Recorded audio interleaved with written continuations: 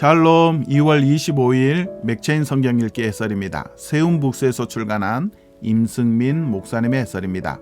출애굽기 8장은 개구리 재앙, 이재앙, 파리 재앙 등 세 가지 재앙이 등장하죠. 개구리가 애굽 전역을 덮었습니다. 개구리 시체들은 썩은 내를 진동시켰고 바로는 결국 견디지 못하고 모세에게 이것을 제거해달라고 부탁합니다. 이스라엘을 내보내주겠다고 약속하죠. 그러나 이 약속을 지키지 않습니다. 세 번째 재앙으로 이가 나타나는데요. 애굽의 요술사들도 이것은 모방하지 못하죠. 이 일이 하나님의 손가락에 의해 된 일이라고 고백하죠. 이어서 파리떼가 애굽을 습격합니다. 이때부터 재앙은 애굽에만 내리게 되죠. 개구리, 이 파리는 물, 땅, 공기를 대변해 천지 만물이 하나님의 손에 달려있다는 것을 알려주죠.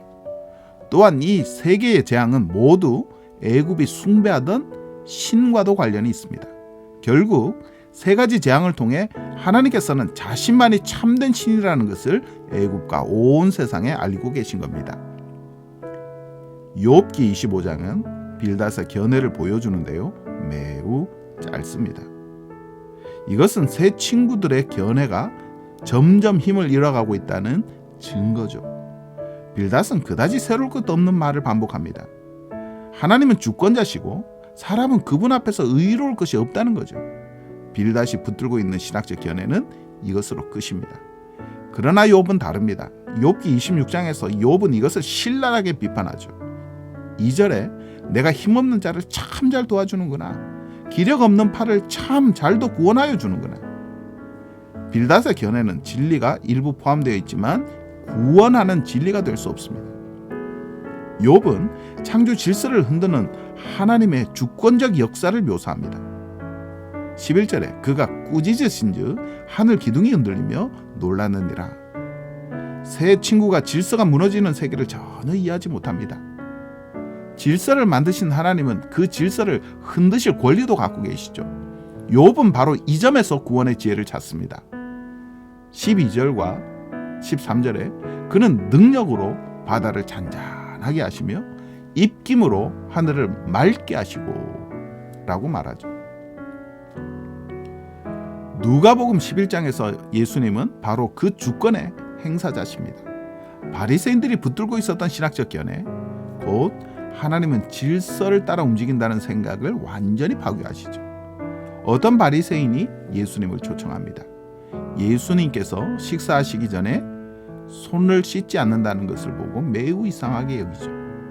손을 씻는 것은 정결 의식과 관련이 있기 때문입니다. 그러나 예수님은 바리새인들이 잔과 대접의 겉은 깨끗이 하면서 속에는 탐욕과 악독이 가득하다는 것을 지적하십니다.